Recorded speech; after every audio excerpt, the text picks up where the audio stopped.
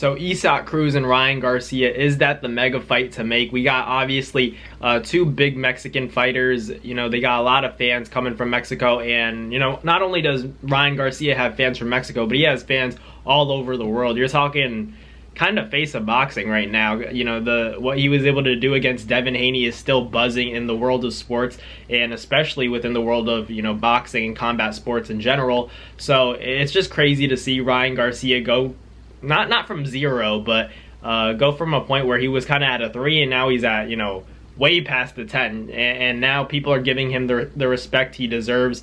Everyone used to call him a TikTok fighter, but now everyone's giving him that level of respect that comes along with being a real boxer. You guys got to remember, this kid's a 16-time national champion, so like even before that, real ones knew that Ryan Garcia was nothing to play with. He was definitely in his position for a reason. He deserved to be there. It was just a matter of, you know, how elite was he, and no matter what people say, they called Ryan Garcia a C-level fighter. Devin Haney specifically called Ryan a C-level fighter, but I think it's more so that Ryan Garcia is a C-level boxer, but he's an A-level fighter. You know what I mean? He's not the best boxer, you know, stick and move guy, hit and not get hit. He's not that kind of guy. He's, you know, do what you want. You may have success, but I'm going to land this one shot and hurt you. Ryan Garcia has really changed the sport of boxing for the better, because he kind of, you know, Tim Bradley brought up a point about comparing Ryan Garcia to Manny Pacquiao. Now, Ryan Garcia is no Manny Pacquiao, at least not yet, but I do kind of see that the similarities in the comparisons, because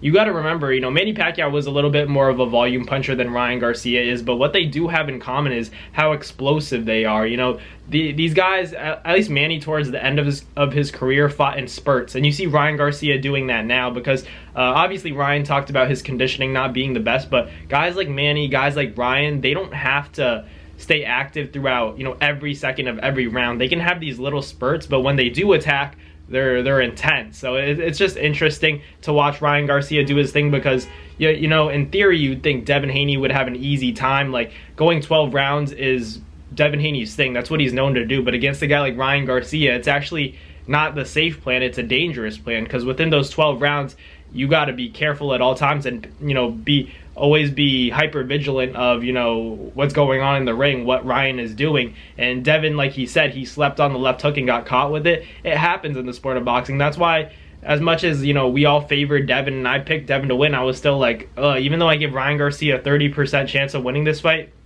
that's a big 30% chance, because that, boom, you know, puts you to sleep. Left hook is real. And I think Devin Haney, I don't know if it's so much his chin, because a lot of people have been hating on Devin, saying, you know, his chin is questionable, but I think it's just Ryan has that, you know, crazy power. I think Ryan just has that pop, and Haney's kind of outgrown the division. I'm not trying to make excuses. I think, you know, the 3 pounds, even though Ryan did come in overweight, he sacrificed the belt for that. You know, he's not the champion because he missed weight, but, you know, he got the win, and that's really all he cares about, because this has kind of turned Ryan Garcia and transformed him into that superstar. Not that he wasn't a superstar before, but I'm talking about, like, being the face of boxing and that cash cow. Now he's gonna make a lot of money. If you guys thought Ryan was making a lot of money, making 40-50 million before, now he's gonna be making, you know, close to 100, I'm sure, because his name just got so big. You know what I mean? So as much as we want to see that Tank fight, I think that the Isaac Cruz fight will put even more pressure on Tank than he has now. You know, if Tank doesn't have pressure to fight Ryan in a rematch, if Ryan goes in there and stops Isaac Cruz, the guy that, you know, Tank had to go 12 rounds with, the only guy, I think Tank would have to take that. You know, I don't see how he avoids it. It's funny because, you know, Frank Martin, you know, I'm going to give Tank a lot of credit if he beats Frank Martin. I know Frank Martin's no slouch, but it's crazy how, at least in my opinion, him winning that fight, Tank beating Frank Martin, doesn't give him an excuse to not fight Ryan Garcia. Because a lot of people would have said, you know, Frank Martin's a better fighter than Ryan Garcia, so if you go in there and beat him, you know, you should deserve credit. But now it's different, because Ryan Garcia beat Devin Haney the way he did, so he's kind of, you know, switched the whole world around. So I don't think that Ryan Garcia and Tank is very realistic, at least for Ryan's next fight, because I think that they're going to have to do a lot of negotiating about, one, the money. That's always a given, but the weight is the primary issue at hand, because like, how do you go from, you know, taking everything away from Ryan Garcia, being the A side, forcing him to agree to that rehydration clause in the catchweight, all those stipulations that Ryan Garcia had to accept, he's not going to take it anymore, because obviously he learned that, you know, going into that ring, he was basically completely depleted in that fight. So Ryan's not going to do that again. You got to remember, he beat Devin Haney, so now he has an argument to be the A side. So that's something that Tank is going to have to think about, because I would say that, you know, this fight is kind of out of the question, but the only reason it's still on the table for me is because there's so much damn money involved. If there wasn't so much money involved, I'd say it's impossible that, you know, Tank and Ryan have a rematch. But because of all that money that they'd make, I'm sure they'll find a way to agree on weight. It's just, you know, I know Ryan's not going to agree to a rehydration clause again, but it'll be interesting. Maybe they could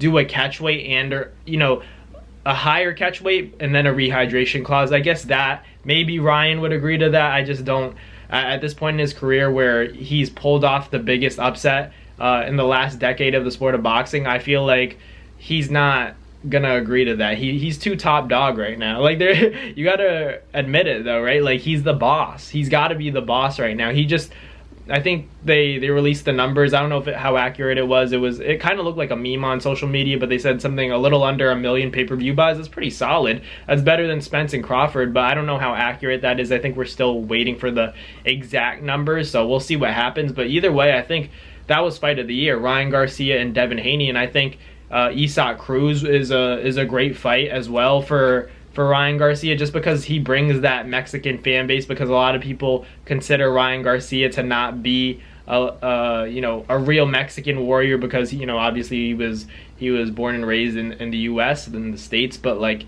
I still think it's a great fight. I think a lot of Mexicans really root for Ryan now because of his style. Maybe he's not, like, he doesn't speak Spanish, whatever the case may be, but this kid, like, he has that warrior. He's a Mexican, and the way he fights, it's an exciting style. You know, I think him and Isaac Cruz would be a great fight. It's a tough fight for Ryan, I'll be real. You know, there's a common misconception about Isaac Cruz, is that, you know, you don't need skill to beat him. You really do need skill to beat him. Look at what Rolly Romero what happened to Rolly. You know, he moved up to 140 to feel more comfortable. He did just that, and, you know, he thought he'd be the stronger guy and go in there and just, you know, take Cruz's head off. But Cruz has a very, you know, good guard. He has his chin tucked at all times. He's a hard fighter to hit, and him with those looping shots that you don't really see coming, like that left hook.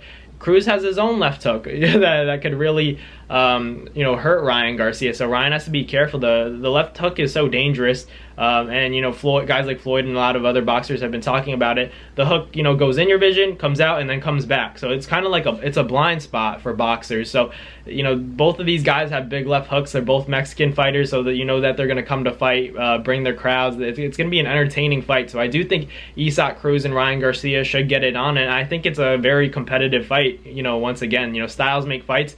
Even though Devin Haney went out the way he did, I think Isaac Cruz might be a more durable fighter, and I think he'd be willing to fight Ryan Garcia at a catchweight. So Isaac Cruz, Ryan Garcia, let me know in the comments who you guys got in that one. I think that's a tremendous fight, a tremendous matchup, and it would be a good fight for the sport of boxing. And more importantly, I think it, you know, kind of pushes Tank into a corner to ultimately take that rematch. You know, if Ryan Garcia goes in there and stops Isaac Cruz, who's never been stopped, and he's the one guy that brought Tank to the distance, 12 rounds, I think there's, you know, nothing that Tank can say. He's going to have to fight Ryan again. So let me know in the comments what you guys think, who you guys got, if Isaac Cruz and Ryan Garcia rematch and the winner potentially gets that Tank rematch. So let me know in the comments what you guys think, who you guys got. But thank you guys for watching. Like, comment, and subscribe, and I'll catch you in the next video. You guys, I really do appreciate the constant support. You know, we're doing great numbers on this channel right now, so stay tuned for what's next. I got a lot planned for this channel, so we're just getting started. If you guys thought, you know, these videos were good, I'm constantly trying to improve them and level them up for you guys, so you guys have the top tier, you know, boxing content that I could get for you guys, because, you know, I'm only 22. We're gonna run this as far as we can till the wheels fall off, and we're just getting started. This is just the start of Navs Fight Media. It's, you know, been hosted by your boy Matt. But thank you guys for watching once again. I really do appreciate the support. It means the world to me. This is what I do. I do what I love. And yeah, thank you guys for the constant support. And I'll catch you guys on the next one. Peace. Have a blessed day. That's going to do it for another Nazfight Media video, guys. Thank you guys so much for watching. It's been your boy, Matt Nabong, with another video. Hope you guys enjoyed it all. Thank you guys for the constant support. Salute to y'all always. It's been your boy.